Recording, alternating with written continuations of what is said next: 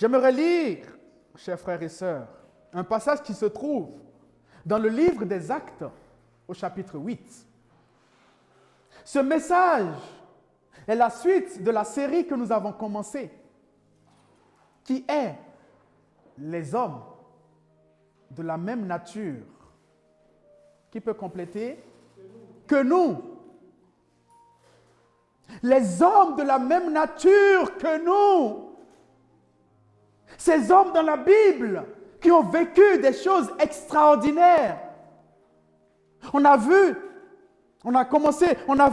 comment Pierre va vivre quelque chose d'extraordinaire. Comment cet homme, Corneille, va vivre quelque chose d'extraordinaire. Lui qui était non-juif. Le Saint-Esprit va se manifester dans sa maison. Vous avez vu? Alors qu'on était là, on priait. Vous avez vu comment certains priaient? Comment certains... Ça, c'est la manifestation de l'Esprit de Dieu. Mais ça, nous l'avons vécu où, chers frères et sœurs? Nous le vivons ensemble, à l'église. Mais imaginez cet homme Corneille, non-juif.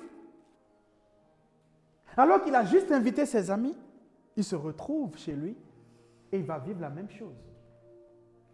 L'apôtre Pierre était juste en train de parler de Jésus. Et là, tout d'un coup, le Saint-Esprit a commencé à se manifester. Donc, si c'est la première fois que vous fréquentez une église comme la nôtre,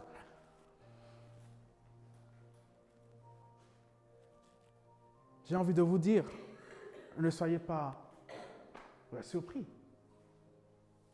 Parce que notre désir, c'est de vivre les Écritures. Notre désir, c'est de laisser le Saint-Esprit agir. De laisser le Saint-Esprit se manifester. Un non-juif l'a vécu dans sa maison. Ne devons pas nous aspirer à cela? Ne devons pas nous soupirer à cela? L'apôtre Pierre sera au constat de dire, il s'est passé la même chose chez Corneille que ce que ils ont vécu dans la chambre haute.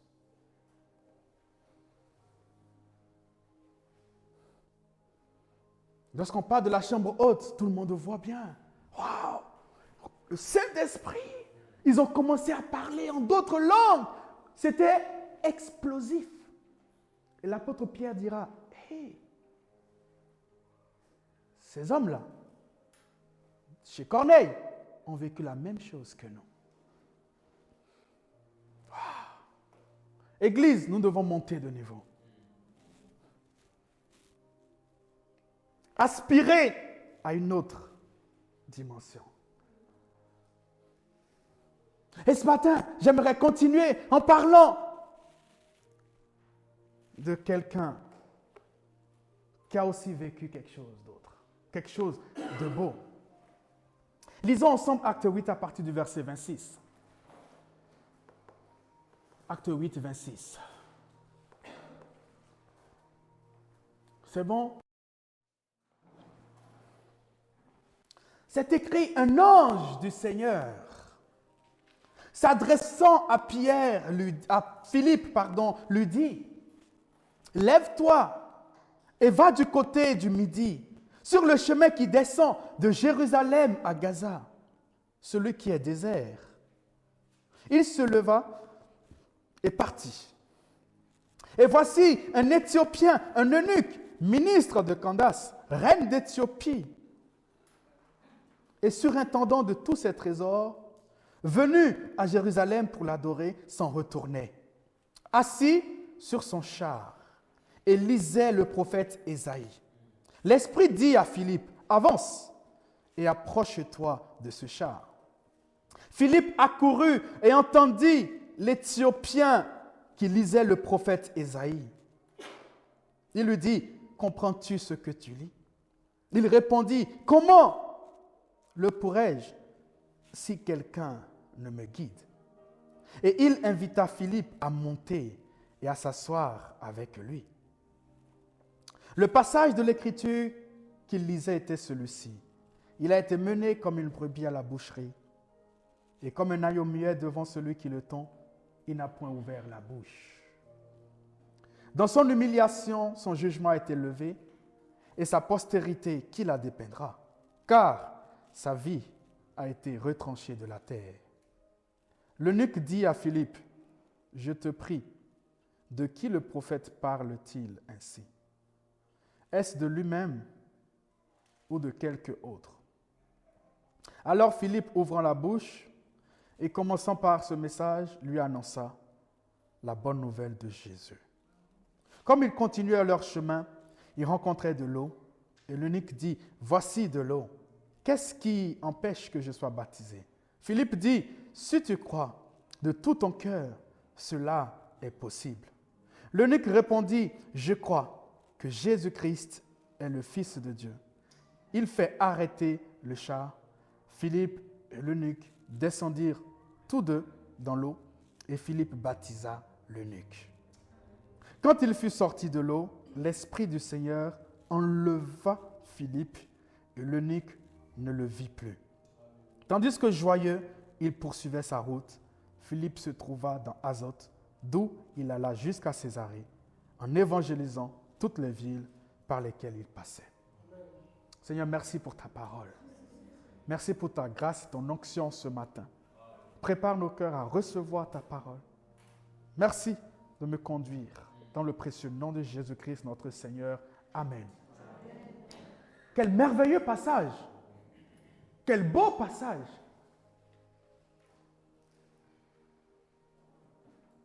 Beau passage qui nous relate ici l'histoire de deux personnes, de deux hommes.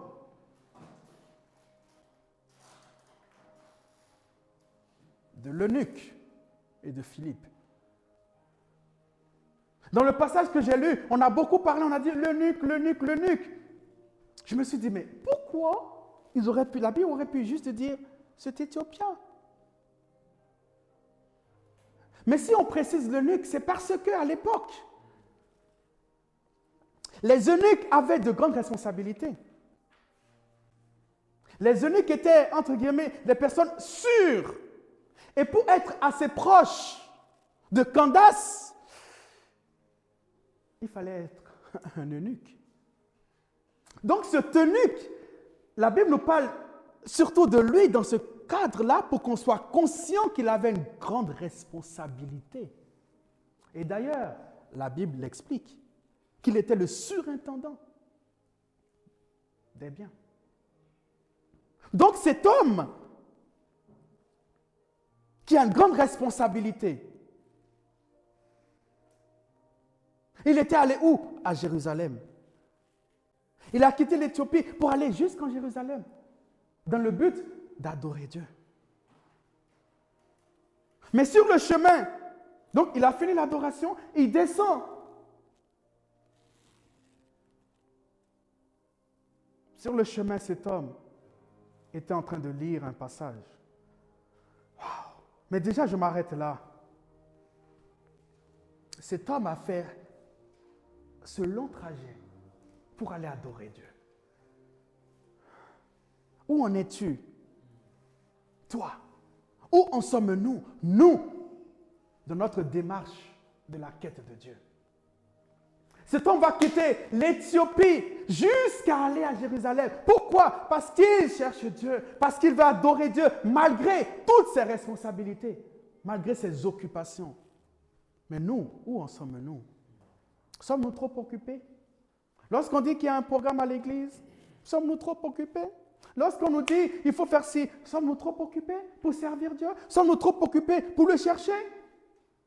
Réunion de prière, est-ce qu'on répond présent? Où en sommes-nous? Où en sommes-nous, chers frères et sœurs? Mais cet homme, il est conscient. Comme Dieu nous l'a dit ce matin, je te veux à une autre dimension. Mais tu ne passeras pas à une autre dimension sans ta volonté. Sans que toi-même tu ne manifestes et que tu n'agisses tu ne passeras pas à une autre dimension. Tu regarderas de loin cette autre dimension. Que ça ne soit pas ton partage au nom de Jésus. Mais que Dieu nous aide à rentrer dans une autre dimension et qu'il nous accorde la grâce de payer le prix. Cet homme va payer le prix d'aller jusqu'à Jérusalem. Et il revient de Jérusalem. Il descend vers Gaza. Mais la question que je me pose,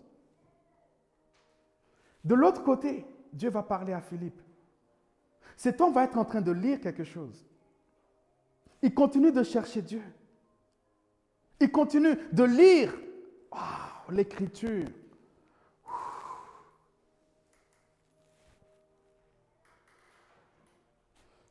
Où en sommes-nous avec la lecture de l'Écriture? Où en sommes-nous? Sommes-nous juste des personnes qui disent « Je veux chercher Dieu, je veux Dieu, je veux Dieu », mais Dieu te dit « Je t'ai laissé la bonne nouvelle. Je t'ai laissé ma parole. Où en es-tu avec la parole ?» Cet homme était déjà allé adorer, il aurait pu dire oh, « Je suis allé adorer Dieu, waouh, là maintenant, c'est bon. » Mais non, sur le chemin, il est encore en train de faire quoi? De lire les Écritures. Wow. Chers frères et sœurs, où en sommes-nous dans notre quête de Dieu? Sommes-nous comme cet homme? Même si on finit d'adorer, même si le culte se termine, non Seigneur, je sens que j'étais à Jérusalem pour t'adorer, mais je sens qu'il y a une nouvelle dimension que je dois avoir. Mais cette nouvelle dimension se trouve en Jésus et il faut que je sache qui est Jésus. Alors il prend Ésaïe 53, il va commencer à lire. Il va commencer à lire Ésaïe 53. Et là, j'aimerais lire Ésaïe 53 avec vous. On va le lire à partir du verset 1er. Jesus.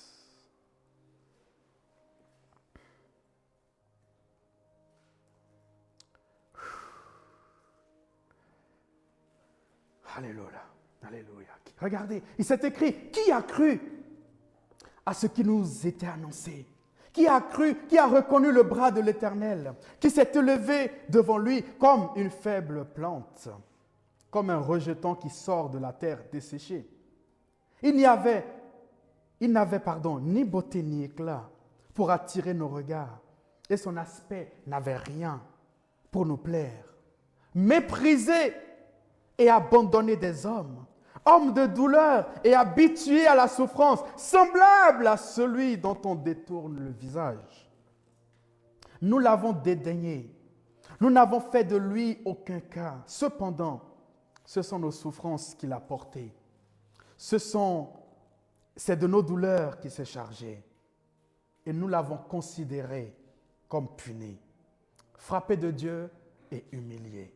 Mais il était blessé pour nos péchés, brisé par nos iniquités. Le châtiment qui nous donne la paix est tombé sur lui, et c'est par ses meurtrissures que nous sommes guéris. Amen. Wow. Et là, cet homme était en train de lire. Ce passage est tellement profond.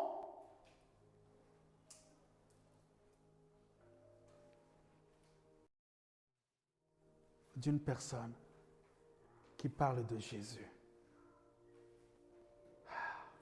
Mais tu es allé adorer à Jérusalem. Mais en fait, est-ce que tu as adoré le vrai Dieu? Tu es allé adorer à Jérusalem, tu allais faire des choses, etc. Peut-être des rituels, peut-être des trucs, mais as-tu réellement rencontré le vrai Dieu? L'as-tu réellement rencontré, le vrai Dieu? Chers frères et sœurs, vous pourrez venir à l'église. Peut-être que tu fréquentes même l'église depuis des mois. Mais ma question ce matin, as-tu réellement rencontré Jésus? Le christianisme, ce n'est pas, tiens, je vais à l'église. Non, non, non, non, non, non, non. C'est est-ce que tu connais Jésus? Mais beaucoup plus que ça. Aïe. Est-ce que Jésus te connaît?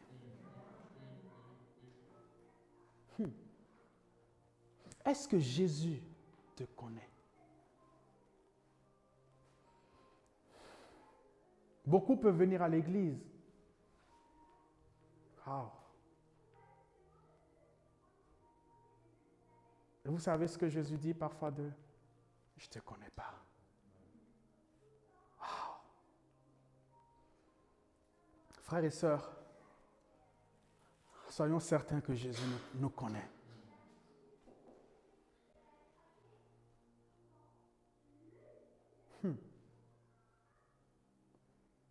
Ce matin, ce n'est pas grave s'il ne te connaît pas.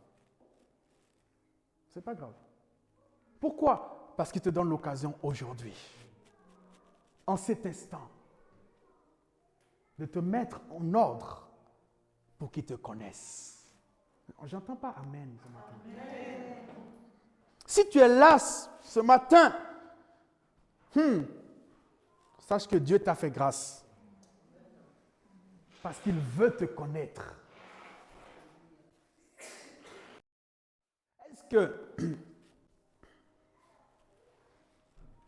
Est-ce que le Saint-Esprit en toi te dit que tu es enfant de Dieu?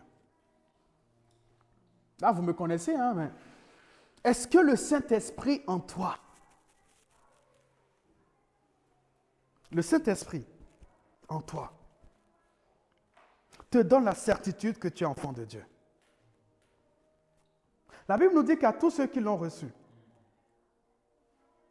la parole nous donne le pouvoir de devenir enfants de Dieu.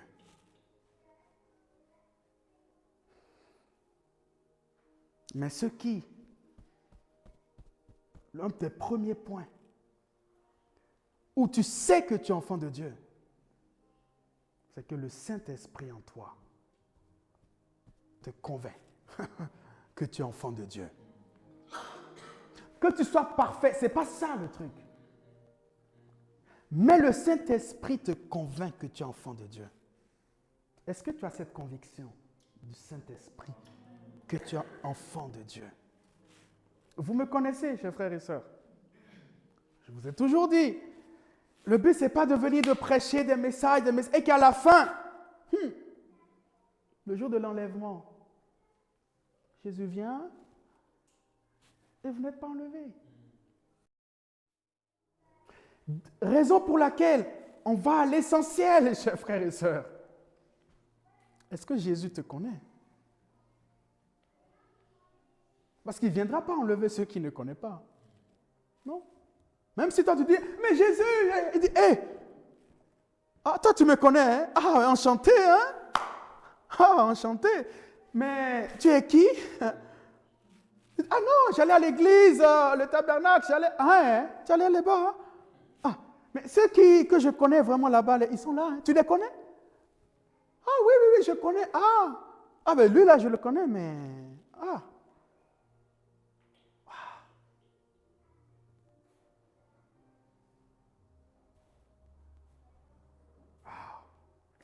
Seigneur, fais-nous grâce.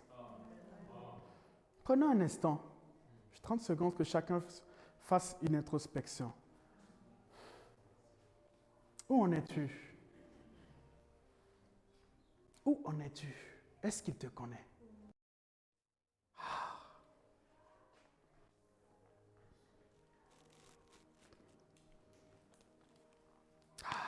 Saint-Esprit.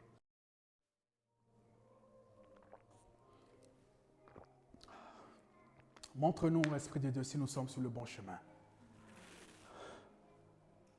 Convainc-nous. Mais si tu vois que nous n'sommes pas sur le bon chemin, ramène-nous sur le bon chemin en cet instant. Parce que nous voulons être connus de Dieu. Jésus, nous voulons être connus de toi. Père, si nous sommes là ce matin, c'est parce que tu le permets et c'est parce que tu veux qu'on entende ce message. Et nous prions en cet instant. nous voulons te confier nos vies. Tu es notre Seigneur et notre Sauveur. Pardonne-nous nos fautes, nos péchés, nos manquements. Mais ce matin, nous te donnons nos vies entières. Nous te donnons nos vies entières. Amen. Waouh! Et donc, cet homme-là, ce eunuque, il sera en train de lire ce beau passage.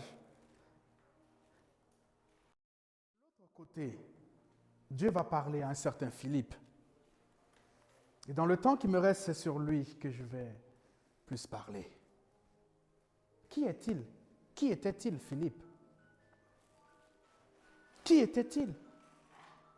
Philippe. Philippe, c'était un des diacres pour lesquels l'Église avait prié. Les apôtres ont eu un souci. Au début de l'Église primitive, les apôtres étaient là. Vous vous rappelez à la Pentecôte, il y a des milliers de conversions. Donc tout d'un coup, entre guillemets, une grande Église, il faut gérer. Et ils savaient aussi, et c'est ça la responsabilité de l'Église aussi, l'Église doit également prendre soin des autres. Je ne vais pas aborder ça aujourd'hui, mais si vous voyez dans l'Ancien Testament comment Dieu a repris son peuple là-dessus. Donc ils savaient que, ok, on doit les nourrir spirituellement, mais aussi physiquement. On doit en prendre soin. À un moment, les apôtres ont commencé à avoir des voix qui montent par-ci, par-là. Ah oui, nos veuves à nous sont maltraités, nos veuves à nous, on s'en occupe pas assez, etc. Ils ont dit, bon, on vous a entendu. Mais nous, on ne peut plus s'occuper de cela. Nous, on doit se consacrer à la parole de Dieu, à la prière, à l'enseignement. Ce que vous allez faire, désignez parmi vous quelques personnes remplies du Saint-Esprit, deux choses, et remplies de sagesse. Et donc, ils vont en désigner 7. Et parmi ces 7, il va y avoir le fameux Étienne, dont j'avais parlé il y a quelque temps, dont j'avais parlé dimanche, qui a été lapidé. Et puis, il va y avoir Philippe. Donc, celui dont je veux vous parler ce matin, il n'était qu'un diacre. Autrement dit, celui qui s'occupait à servir à table. Les apôtres ont prié pour eux dans le but de ce qu'il les aide à servir, à faire des tâches manuelles, à faire des choses. Vous voyez tout ce qu'il y a dans la vie d'une communauté. Et donc, lorsque Étienne a été lapidé, il y a eu la persécution à Jérusalem. Et donc, chacun ira de son côté. Et Philippe va dans un premier temps se retrouver en Samarie. Et à Samarie, il va se passer des choses. Ah, Philippe, diacre, qu'est-ce qui se passe là? Il commence à annoncer l'évangile et des choses commencent à se passer. Des miracles commencent à se passer. Ah, toute la vie de Samarie va être bougée parce qu'il y a un diacre, entre guillemets, un fidèle. Pas un apôtre, mais un diacre. Et là, la Samarie va accepter l'évangile.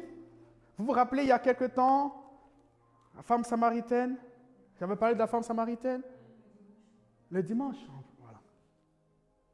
La Samarie, qui était vue comme, eux là, l'évangile pour eux,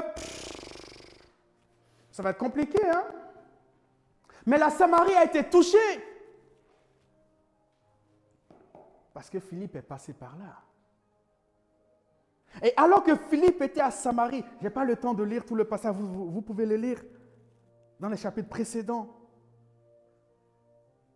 Pendant qu'il était là, en Samarie. Il y avait du succès dans ce qu'il faisait à Samarie.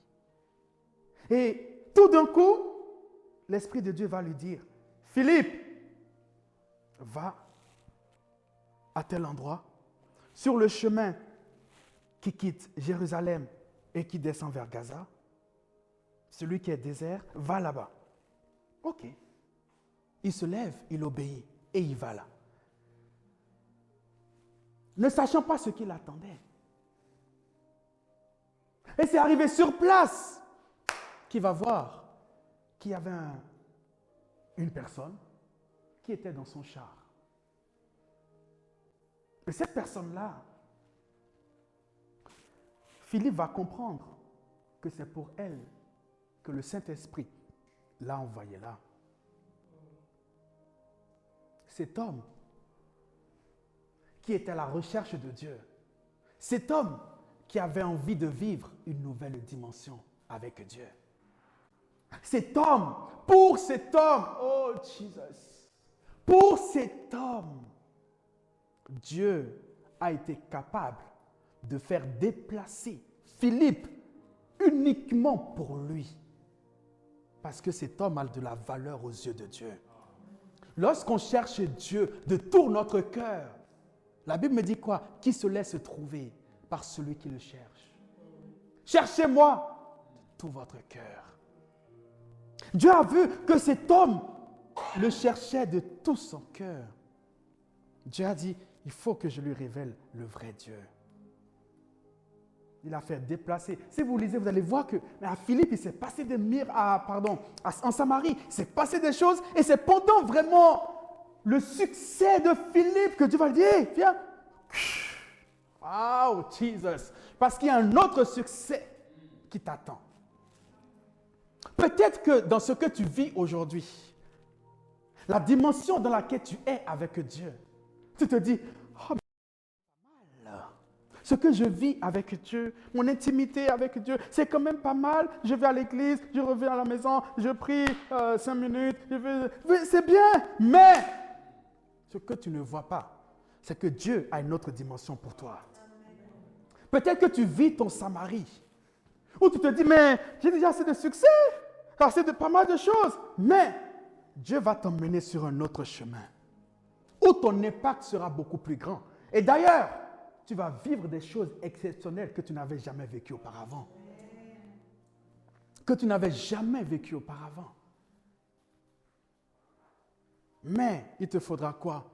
Comme Philippe l'a fait. Première chose, entendre Dieu. Comme on l'a médité, comme Pierre. Première chose, tous ceux qui vivent des choses, vous voyez, tous ceux-là qui vivent des choses, première chose, ils entendent Dieu. Et c'est ensuite maintenant, le deuxième point, chaque fois, c'est quoi? C'est d'obéir à ce que Dieu dit. Philippe a entendu. Va. Est-ce que Philippe a dit, oh ben Seigneur, je vais essayer de négocier, j'irai demain? Non, demain, l'Éthiopien ne sera plus là, à cet endroit-là. Tu as beau faire le déplacement le lendemain, mais tu sais quoi? Tu serais passé à côté de mon plan. Combien d'entre nous, lorsque Dieu nous parle, on dit à Dieu, attends pour le moment, je le ferai demain, alors que le plan de Dieu pour toi, c'était à l'instant. Ce que Dieu voulait que tu fasses, c'était à l'instant. Wow. Imaginons si Philippe n'avait pas obéi. Vous allez voir tout à l'heure. Derrière cet Éthiopien, ce n'était pas seulement cet eunuque. Derrière cet Éthiopien, il y a tout le caractère de l'Évangile qui devrait être annoncé aux extrémités de la terre. Est-ce que quelqu'un a compris ce que je dis? Alors que Jésus leur avait dit que l'Évangile sera annoncé en Judée, en Samarie, ou encore jusqu'aux extrémités de la terre. Mais comment faire? Cet Éthiopien va recevoir l'Évangile. Il était en train d'aller où? En Éthiopie. Et c'est comme ça que l'Évangile va être annoncé aux extrémités de la terre. Si Philippe était resté. Si Philippe n'avait pas obéi, vous imaginez? Et il y a une chose, waouh, c'est que l'impact de ce que nous ferons ici-bas sur terre, certains impacts peuvent nous sembler, on ne voit pas. Dieu, j'étais là, j'avais du succès, mais Dieu m'enlève de là, comme il a fait avec Philippe de Samarie. Il m'enlève juste pour aller parler à une personne. Mais c'est au ciel que tu verras qu'en fait, c'est une personne-là, que derrière cette personne-là, c'est des milliards de personnes. Et tu seras reconnaissant à Dieu de t'avoir utilisé, toi. Wow. Sommes-nous obéissants à Dieu? Sommes-nous obéissants à Dieu? Et là, ce diacre va venir face à l'eunuque éthiopien qui est en train de lire. Et il va lui dire, mais est-ce que tu comprends ce que tu lis? Wow, Jesus. Est-ce que tu comprends ce que tu lis? Et là, cet homme va lui dire, mais comment pourrais-je comprendre cela si quelqu'un ne me l'explique? Si personne ne m'explique cela, comment pourrais-je comprendre?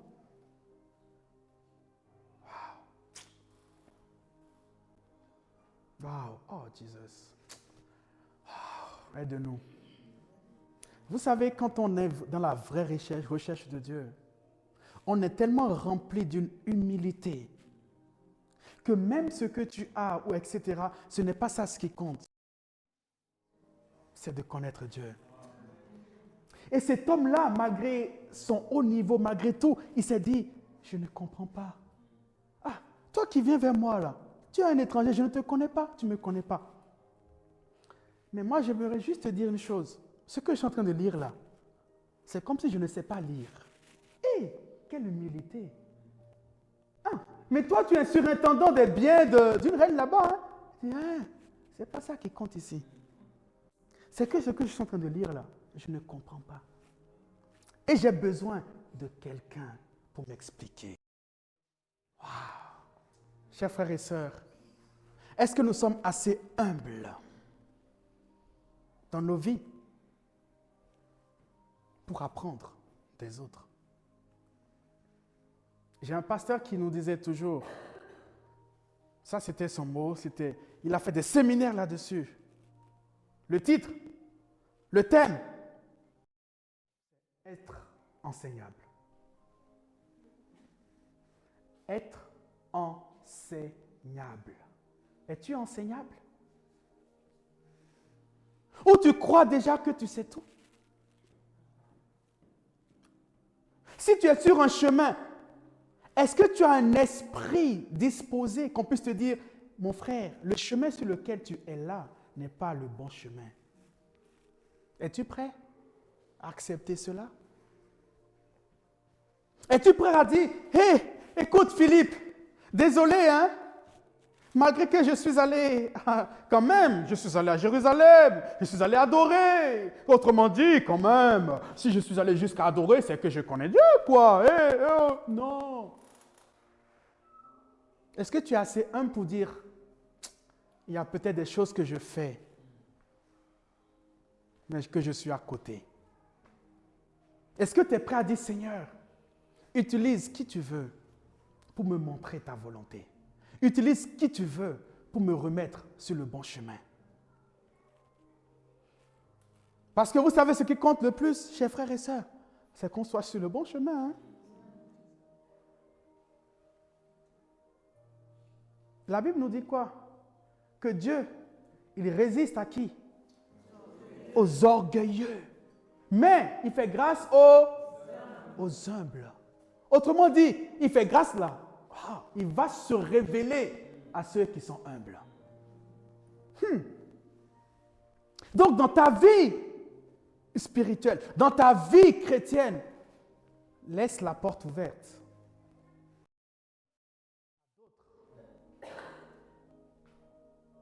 pour t'enseigner, pour te dire, là, ce n'est pas un bon chemin. Est-ce que tu as cet état d'esprit-là? Ce eunuque, ce qu'il va faire, qui va recevoir Jésus le jour-là, mais c'est parce qu'il avait cet état d'esprit. Il y a des choses que Jésus a pour toi. Et dans cette nouvelle dimension-là, ce matin, tu es venu, tu as dit, une autre dimension.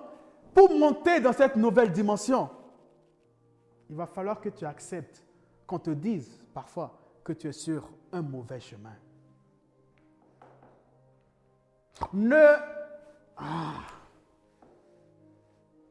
N'aime pas t'entourer uniquement des personnes qui te disent ce que tu veux.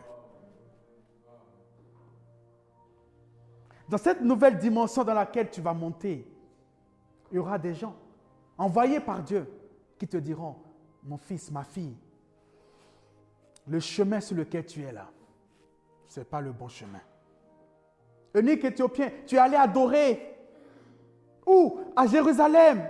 Ouh. Tu es allé adorer à Jérusalem. Tu sais quoi? Tu l'as fait avec la connaissance que tu avais. Mais Jésus a dit, l'heure vient. Et elle est déjà là, n'est-ce pas?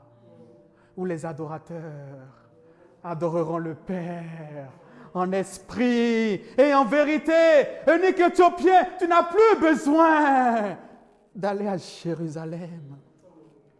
Tant que tu l'as, lui, tu peux l'adorer. L'essentiel, c'est de l'adorer en esprit et en vérité.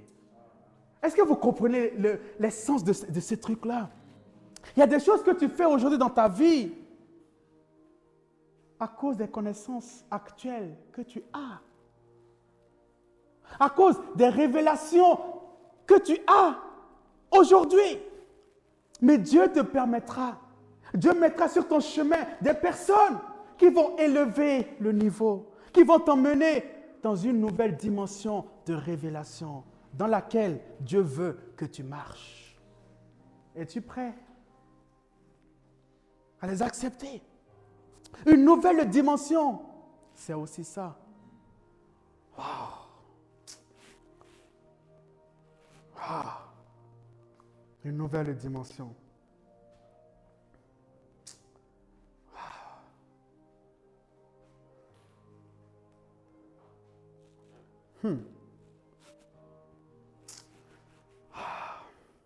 As-tu envie de vivre cette nouvelle dimension?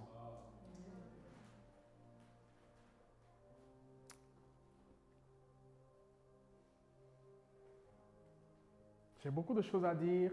Je n'ai même pas fait la moitié du message, mais je vais m'arrêter là. Parce que je sens que le Saint-Esprit veut nous interpeller là-dessus. Est-ce qu'il y a des gens à qui tu peux rendre compte? Est-ce qu'il y a des gens envers qui tu peux dire non, telle personne, je vais l'appeler par rapport à ma vie spirituelle. Cette personne peut me conseiller. Cette personne, je vais l'écouter. Souvent, il y a le mot, je vais le sortir. Es-tu redevable? Ou tu te crois, non, c'est bon. Ma relation, c'est entre Dieu et moi. Ma vie spirituelle, c'est entre Dieu et moi.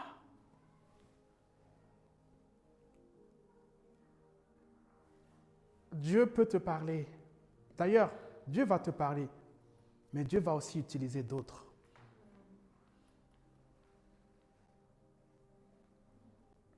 Vous savez, il y a une chose qui m'a toujours touché chez l'apôtre Michel Marvan. Pour ceux qui sont allés au centre missionnaire, on peut voir, on a une image de son père spirituel, du premier père spirituel. En fait, tout le monde connaît son parcours. Il dit à tout le monde qui étaient ses pères spirituels. En fait, ce n'est pas du tout, voilà. Et il a eu Pierre Truchel, Pierre Truchel est décédé. Après, il a eu le pasteur Colin Urquhart. qui était en Angleterre. Et puis, souvent j'aime prendre du temps avec lui, avec l'apôtre Michel. Et puis, on discutait et puis je lui ai dit, mais pourquoi? Pourquoi? Ben, il te faut un vis-à-vis. Il me dit, Fréjus, on doit toujours être redevable. Et l'apôtre U4 est décédé en 2021. Et là, tout de suite, quand on s'est revu, il m'a dit, écoute Fréjus, là, tu vois, tu étais l'apôtre. J'ai dit, oui. Je l'ai déjà invité une fois. Il a dit, oui. Il a dit, on est en train de réfléchir, lui et moi, pour que notre relation soit encore davantage soutenue. Parce que, tout seul, je ne peux pas juste être, ah tiens, je suis l'apôtre, isolé. Non, j'ai besoin aussi que d'autres apôtres aient un regard sur ce que je fais. Waouh! J'ai besoin que d'autres personnes aient aussi un regard sur ce que je fais. J'ai besoin que d'autres personnes plus expérimentées aussi puissent me donner des conseils. J'ai besoin de ça. Et puis quand elle a dit ça, ça m'a touché. C'est-à-dire, à un moment, l'apôtre est tombé malade. Et puis on parlait, il disait, ben Fréjus, tu sais quoi? Ben, j'irai le visiter en Allemagne. Et il a sorti une phrase, il a dit, mais parce que c'est à moi de faire l'effort. Autrement dit, je veux que nous travaillions ensemble. Mais comme toute relation, il y a un prix à payer. Tout ça pour vous dire quoi, chers frères et sœurs? Aucun d'entre nous ne peut dire « je suis arrivé ». Aucun d'entre nous ne peut dire « non, ma relation spirituelle, c'est entre Dieu et moi ». Non, non. Dieu te met aussi dans une famille spirituelle, justement, pour bien prendre soin de toi. Est-ce que quelqu'un a compris le message? Donc ce matin, chers frères et sœurs, sachez que nous sommes là les uns pour les autres. Waouh! Caïn dira cette phrase, « Suis-je le gardien de mon frère ?» Dieu nous place, chers frères et sœurs, dans une famille pour qu'on soit le gardien l'un de l'autre.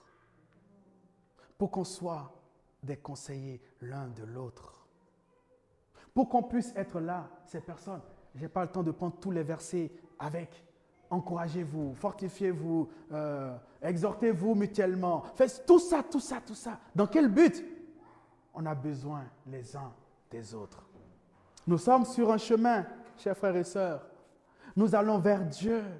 Jésus est le chemin, la vérité, la vie. Et tous ensemble, l'Église, c'est pour un but. C'est pour qu'ensemble, on puisse continuer. L'apôtre Paul donnera l'image de cette marche. Qu'on puisse continuer à marcher dans la bonne direction. Et parfois, tu es fatigué. Parfois, tu es assoiffé. Il faut qu'un frère te donne une bouteille d'eau. Parfois, tu n'as pas de force, mais il faut qu'un frère fasse quoi?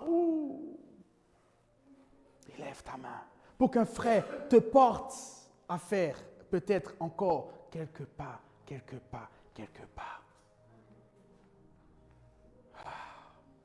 Je ne sais pas vous, mais j'ai juste envie qu'on puisse prier. Qu'on puisse prier, qu'on puisse remercier Dieu pour nos frères et sœurs qui nous entourent. Qu'on puisse bénir Dieu pour nos responsables spirituels. Ils ne sont pas là pour nous vouloir du mal, bien au contraire. Bien au contraire. Ils sont là pour, à leur façon, contribuer à ce qu'on soit dans le plan de Dieu. Peut-être qu'ils le font peut-être d'une autre façon. Pas très sage, mais c'est le moment ce matin de prier pour eux, pour que Dieu leur donne sa sagesse. Prions que le Saint-Esprit inspire chacun ce matin.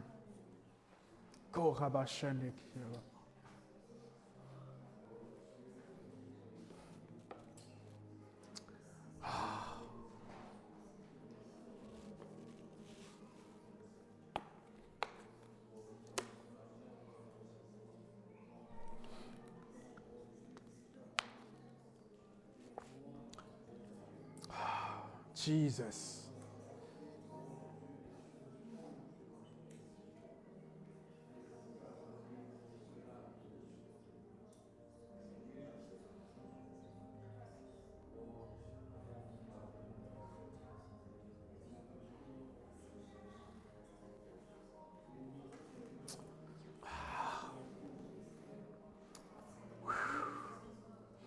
Nous te bénissons, Seigneur. Seigneur, comme Philippe, aide-nous à être au bon endroit, au bon moment. Aide-nous à t'obéir au bon moment et ne pas remettre à demain. Waouh, ce que tu veux qu'on fasse aujourd'hui. Seigneur, pardonne-nous toutes les fois où nous t'avons désobéi. Mais oh Dieu, ramène-nous à ton obéissance.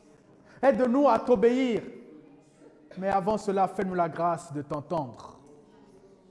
Fais-nous la grâce de t'entendre. Seigneur, nous te prions également. Père, envoie-nous les bonnes personnes, comme Philippe a été la bonne personne pour cette eunuque. Père, nous prions dans cette nouvelle dimension que tu veux nous emmener. Père, nous prions, oh Jesus, afin que tu nous fasses entourer des bonnes personnes. Uniquement ces personnes qui vont nous faire monter avec toi. Uniquement ces personnes qui vont nous faire grandir dans notre relation avec toi.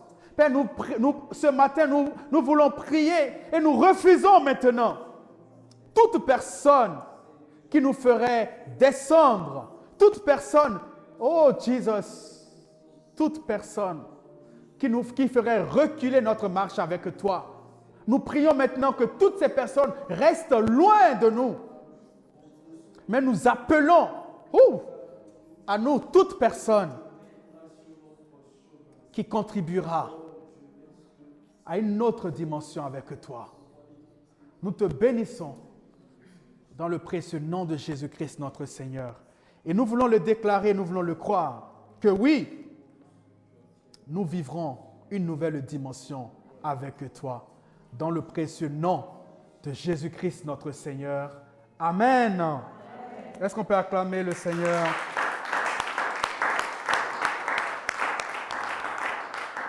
Wow. Est-ce qu'il y a quelqu'un qui est béni ce matin? Amen. Yes.